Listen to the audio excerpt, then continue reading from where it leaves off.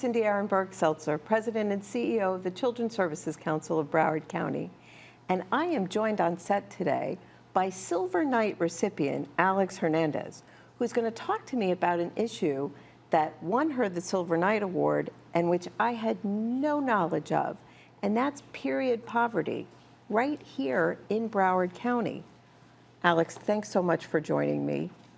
I really appreciate you coming in today. Well, thank you for having me. Well, my name's Alex Hernandez, and I'm currently a college student at Southeastern University. But in my time as a public high school student in Broward, I found out about something that was really troubling. And it was in my 10th grade year.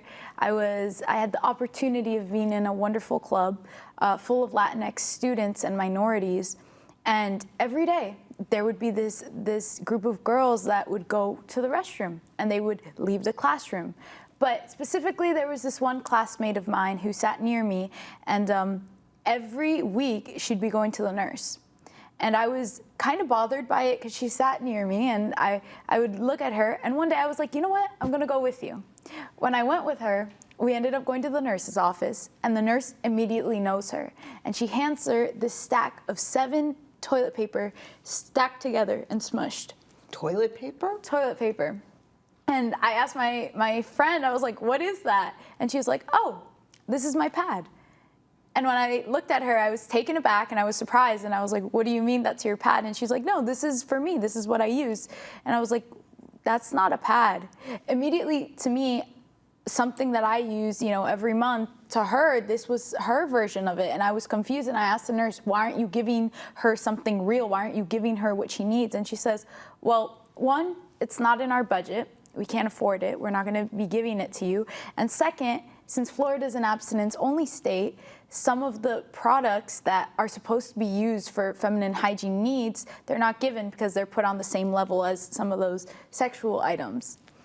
So, I'm sorry, but as a woman, I know, and I hope most of our viewers know, that actually the need for those products every month is due to abstinence or at least protection being used, but it is a sign that you are not pregnant as a teen. So I would think we would be encouraging the use. The thing with menstruation is that when you say that word, immediately the brain goes to taboo and it goes to dirty. And sadly, when you're learned through your whole history, your whole high school career, your whole middle school career, that it's dirty, you're not allowed to talk about it.